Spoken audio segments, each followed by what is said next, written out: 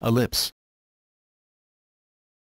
In mathematics, an ellipse is a curve on a plane surrounding two focal points such that a straight line drawn from one of the focal points to any point on the curve and then back to the other focal point has the same length for every point on the curve. As such, it is a generalization of a circle, which is a special type of an ellipse that has both focal points at the same location. The shape of an ellipse is represented by its eccentricity, which for an ellipse can be any number from 0 to arbitrarily close to but less than 1. Ellipses are the closed type of conic section, a plane curve that results from the intersection of a cone by a plane.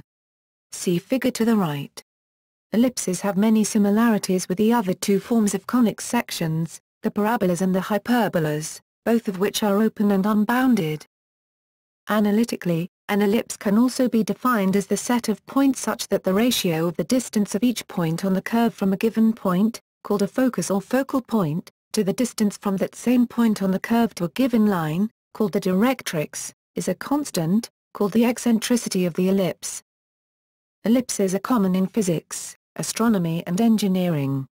For example, the orbits of planets are ellipses with the Sun at one of the focal points. The same is true for moons orbiting planets and all other systems having two astronomical bodies. The shape of planets and stars are often well described by ellipsoids. Ellipses also arise as images of a circle under parallel projection and the bounded cases of perspective projection, which are simply intersections of the projective cone with the plane of projection. It is also the simplest Lissajous figure, formed when the horizontal and vertical motions are sinusoids with the same frequency. A similar effect leads to elliptical polarization of light in optics. The name, ellipsis, emission, was given by Apollonius of Perga in his Conics, emphasizing the connection of the curve with application of areas. Elements of an ellipse. Ellipses have two mutually perpendicular axes about which the ellipse is symmetric. These axes intersect at the center of the ellipse due to this symmetry. The larger of these two axes, which corresponds to the largest distance between antipodal points on the ellipse, is called the major axis or transverse diameter. On the figure to the right it is represented by the line between the point labeled A and the point labeled A. The smaller of these two axes, and the smallest distance across the ellipse, is called the minor axis or conjugate diameter. On the figure to the right it is represented by the line between the point labeled B to the point labeled B. The semi-major axis, denoted by L in the figure, and the semi-minor axis, denoted by B in the figure, are one half of the major and minor axes, respectively. These are sometimes called, especially in technical fields, the major and minor semi-axes, the major and minor semi-axes, or major radius and minor radius. The 4 points where these axes cross the ellipse are the vertices and are marked as A, B, and B. In addition to being at the largest and smallest distance from the center, these points are where the curvature of the ellipse is maximum and minimum. The two foci, plural of focus, and the term focal points is also used, of an ellipse are two special points f1 and f2 on the ellipse's major axis that are equidistant from the center point. The sum of the distances from any point P on the ellipse to those two foci is constant and equal to the major axis, Pf1 plus Pf2 equals 2a. On the figure to the right this corresponds to the sum of the two green lines equaling the length of the major axis that goes from A to A.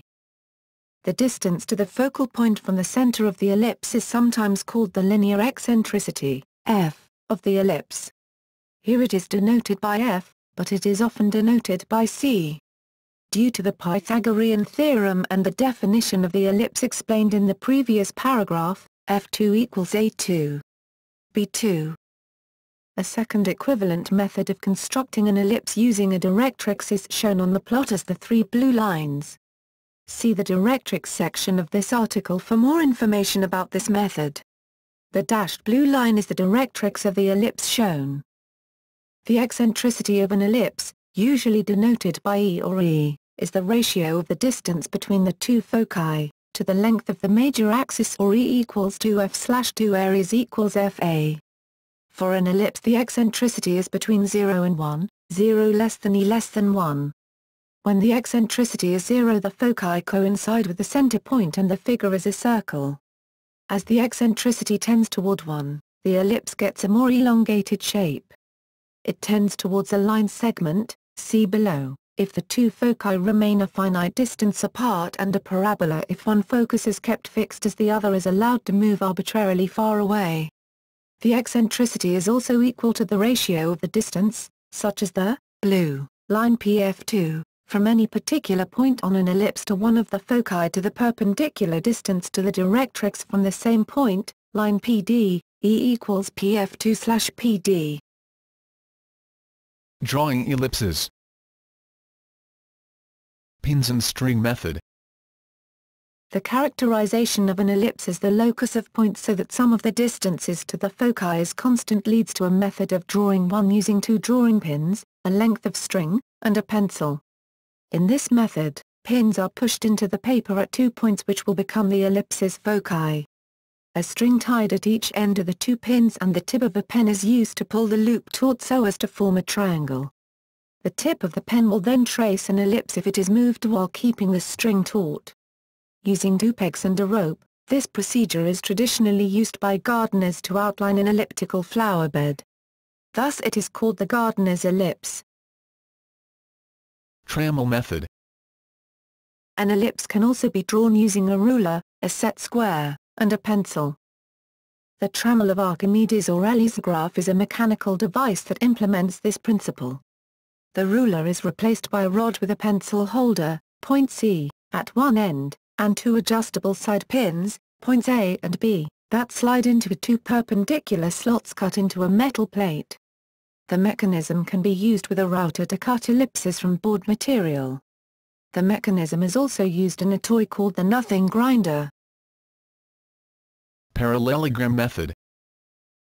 In the parallelogram method, an ellipse is constructed point by point using equally spaced points on 2 horizontal lines and equally spaced points on 2 vertical lines. It is based on Steiner's theorem on the generation of conic sections.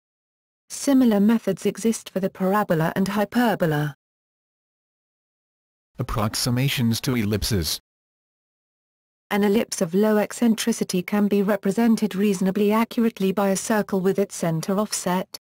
To draw the orbit with a pair of compasses, the center of the circle should be offset from the focus by an amount equal to the eccentricity multiplied by the radius. Mathematical definitions and properties. In Euclidean geometry. Definition. In Euclidean geometry, the ellipse is usually defined as the bounded case of a conic section, or as the set of points such that the sum of the distances to 2 fixed points, the foci, is constant. The ellipse can also be defined as the set of points such that the distance from any point in that set to a given point in the plane, a focus, is a constant positive fraction less than 1, the eccentricity, of the perpendicular distance of the point in the set to a given line, called the directrix. Yet another equivalent definition of the ellipse is that it is the set of points that are equidistant from one point in the plane, a focus, and a particular circle, the directrix circle, whose center is the other focus. The equivalence of these definitions can be proved using the Dandelion spheres. Equations.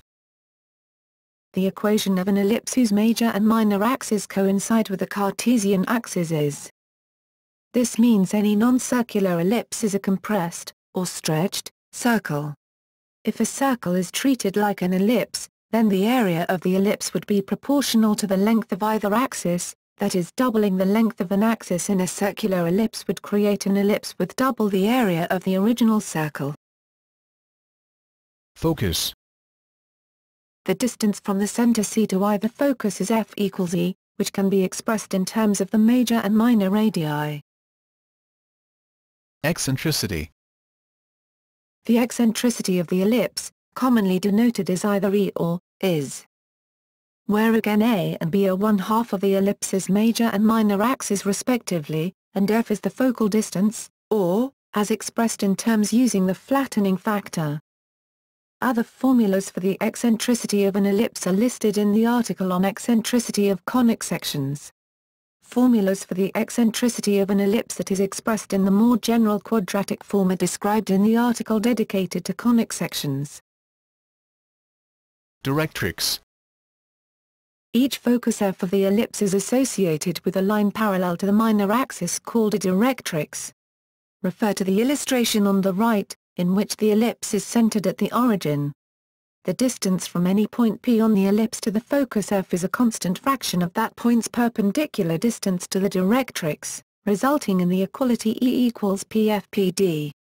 The ratio of these two distances is the eccentricity of the ellipse.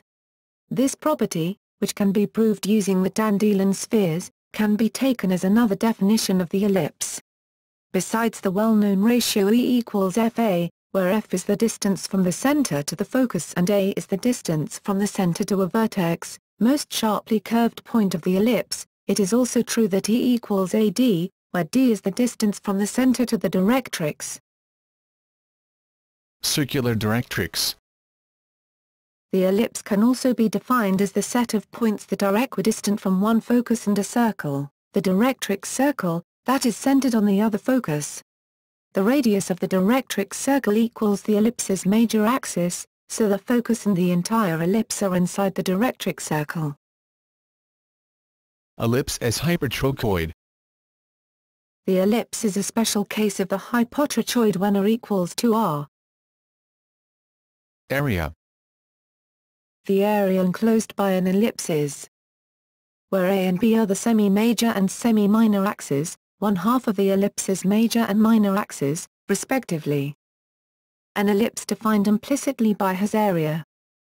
The area formula PAB is intuitive: start with a circle of radius b, so its area is PB2, and stretch it by a factor AB to make an ellipse.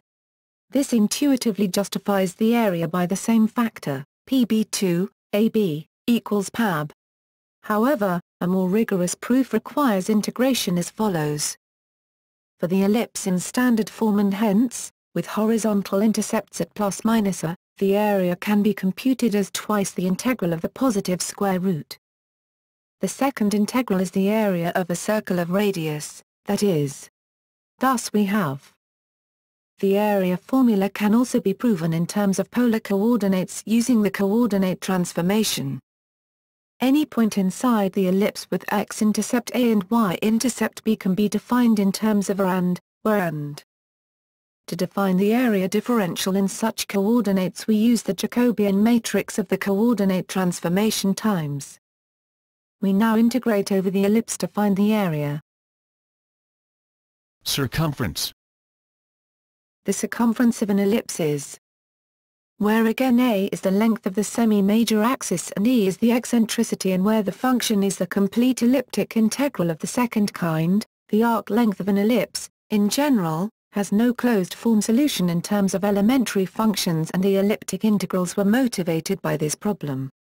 This may be evaluated directly using the Carlson's symmetric form.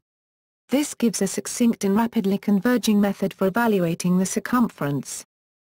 The exact infinite series is, where is the double factorial? Unfortunately, this series converges rather slowly. However, by expanding in terms of, Ivory and Bessel derived an expression which converges much more rapidly. A good approximation is Ramanujan's. And a better approximation is, for the special case where the minor axis is half the major axis, these become, or, as an estimate of the better approximation. More generally, the arc length of a portion of the circumference, as a function of the angle subtended, is given by an incomplete elliptic integral. The inverse function, the angle subtended as a function of the arc length, is given by the elliptic functions.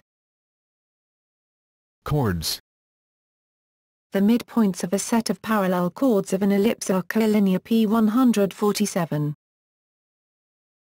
Latus rectum.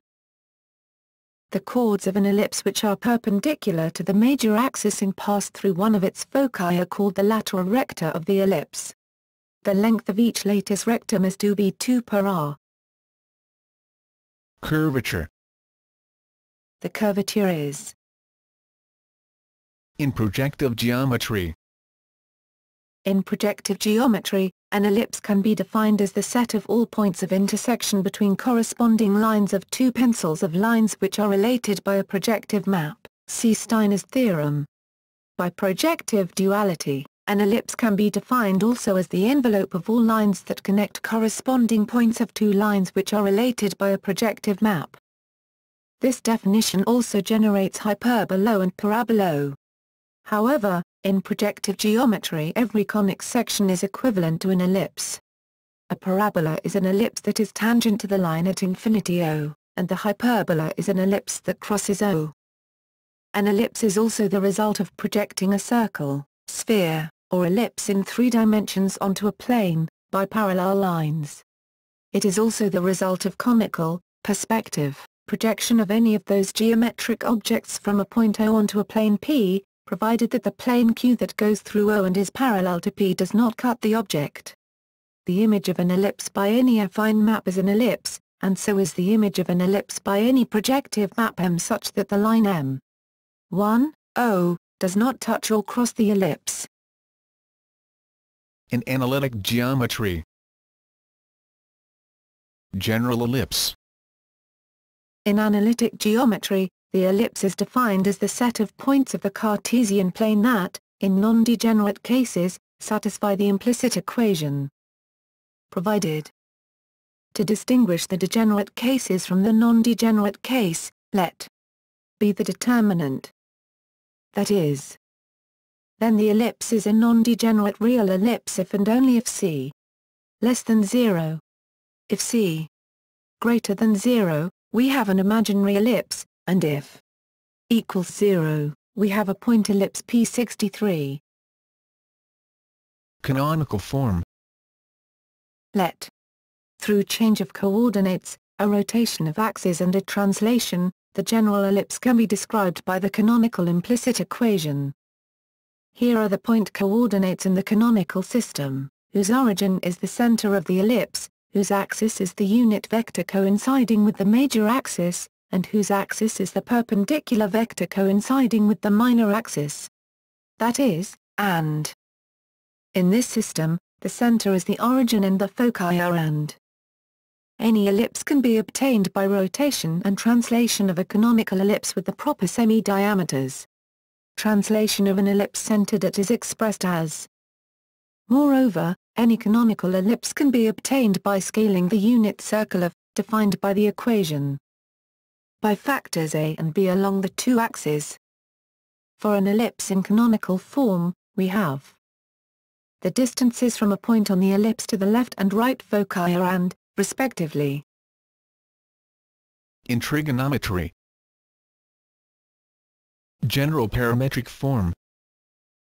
An ellipse in general position can be expressed parametrically as the path of a point, where as the parameter t varies from 0 to 2p.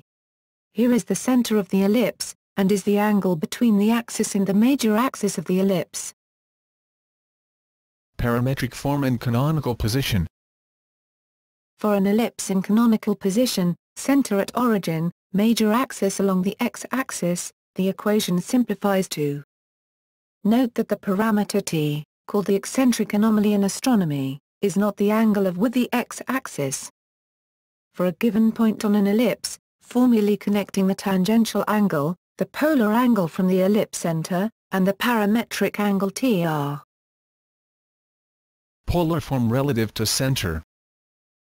in polar coordinates, with the origin at the center of the ellipse and with the angular coordinate measured from the major axis, the ellipse's equation is Reflexive property. when a ray of light originating from one focus reflects off the inner surface of an ellipse, it always passes through the other focus. Polar form relative to focus. If instead we use polar coordinates with the origin at one focus, with the angular coordinate still measured from the major axis, the ellipse's equation is where the sign in the denominator is negative at the reference direction points towards the center, as illustrated on the right, and positive if that direction points away from the center. In the slightly more general case of an ellipse with one focus at the origin and the other focus at angular coordinate, the polar form is The angle in these formulas is called the true anomaly of the point. The numerator of these formulas is the semi-latus rectum of the ellipse, usually denoted.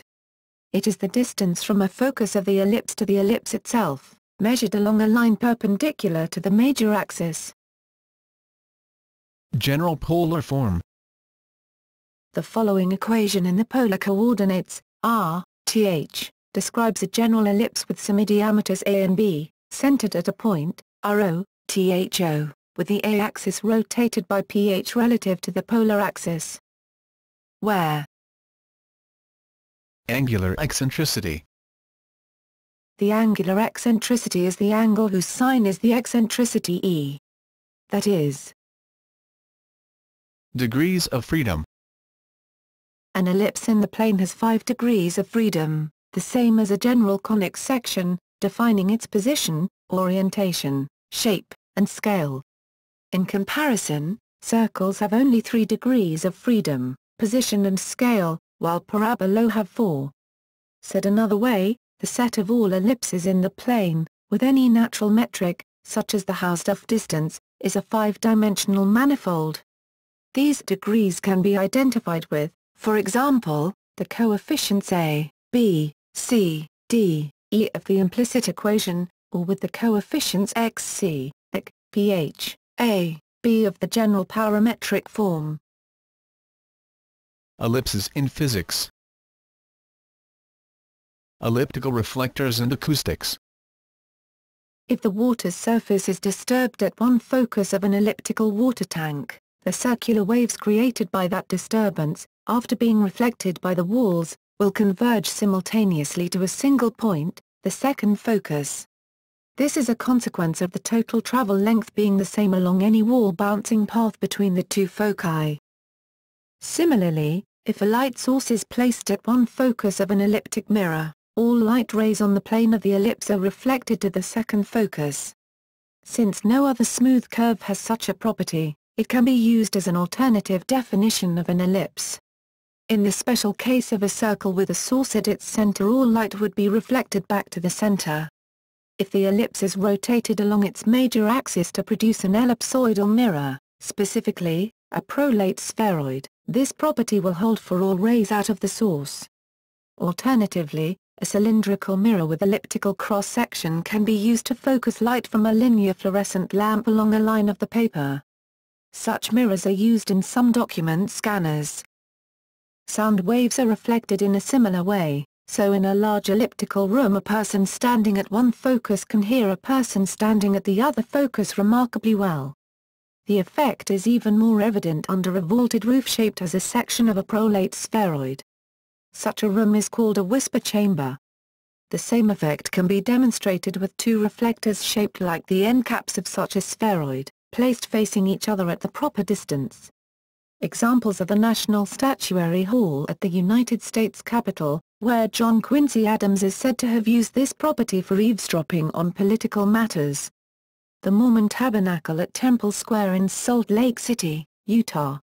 At an exhibit on sound at the Museum of Science and Industry in Chicago. In front of the University of Illinois at Urbana-Champaign-Fuilinger Auditorium. And also at a side chamber of the Palace of Charles V, in the Alhambra. Planetary orbits. In the 17th century, Johannes Kepler discovered that the orbits along which the planets travel around the Sun are ellipses with the Sun at one focus, in his first law of planetary motion. Later, Isaac Newton explained this as a corollary of his law of universal gravitation. More generally, in the gravitational two-body problem, if the two bodies are bound to each other, that is, the total energy is negative, their orbits are similar ellipses with a common barycenter being one of the foci of each ellipse. The other focus of either ellipse has no known physical significance. Interestingly, the orbit of either body in the reference frame of the other is also an ellipse, with the other body at one focus. Keplerian elliptical orbits are the result of any radially directed attraction force whose strength is inversely proportional to the square of the distance. Thus, in principle, the motion of two oppositely charged particles in empty space would also be an ellipse. However, this conclusion ignores losses due to electromagnetic radiation and quantum effects which become significant when the particles are moving at high speed. For elliptical orbits, useful relations involving the eccentricity are: where is the radius at apopsis, the farthest distance, is the radius at periapsis, the closest distance, is the length of the semi-major axis. Also, in terms of the semi-major axis is their arithmetic mean, the semi-minor axis is their geometric mean, and the semi-latus rectum is their harmonic mean. In other words, harmonic oscillators. the general solution for a harmonic oscillator in two or more dimensions is also an ellipse. Such is the case, for instance, of a long pendulum that is free to move in two dimensions, of a mass attached to a fixed point by a perfectly elastic spring, or of any object that moves under influence of an attractive force that is directly proportional to its distance from a fixed attractor. Unlike Keplerian orbits, however, these harmonic orbits have the center of attraction at the geometric center of the ellipse, and have fairly simple equations of motion. Phase visualization. In electronics, the relative phase of two sinusoidal signals can be compared by feeding them to the vertical and horizontal inputs of an oscilloscope. If the display is an ellipse, rather than a straight line, the two signals are out of phase. Elliptical gears. Two non-circular gears with the same elliptical outline, each pivoting around one focus and positioned at the proper angle, will turn smoothly while maintaining contact at all times. Alternatively, they can be connected by a link chain or timing belt, or in the case of a bicycle the main chainring may be elliptical, or an ovoid similar to an ellipse in form. Such elliptical gears may be used in mechanical equipment to produce variable angular speed or torque from a constant rotation of the driving axle, or in the case of a bicycle to allow a varying crank rotation speed with inversely varying mechanical advantage. Elliptical bicycle gears make it easier for the chain to slide off the cog when changing gears. An example gear application would be a device that winds thread onto a conical bobbin on a spinning machine. The bobbin would need to wind faster when the thread is near the apex than when it is near the base. Optics. In a material that is optically anisotropic, birefringent, the refractive index depends on the direction of the light. The dependency can be described by an index ellipsoid. If the material is optically isotropic, this ellipsoid is a sphere. In lamp-pumped solid-state lasers, elliptical cylinder-shaped reflectors have been used to direct light from the pump lamp, coaxial with one ellipse focal axis, to the active medium rod, coaxial with a second focal axis. In laser plasma-produced EUV light sources used in microchip lithography, EUV light is generated by plasma positioned in the primary focus of an ellipsoid mirror and is collected in the secondary focus at the input to the lithography machine. Ellipses in statistics and finance. In statistics, a bivariate random vector, x, y, is jointly elliptically distributed if its isodensity contours, loci of equal values of the density function, are ellipses. The concept extends to an arbitrary number of elements of the random vector, in which case in general the isodensity contours are ellipsoids. A special case is the multivariate normal distribution. The elliptical distributions are important in finance because if rates of return on assets are jointly elliptically distributed then all portfolios can be characterized completely by their mean and variance, that is, any two portfolios with identical mean and variance of portfolio return have identical distributions of portfolio return.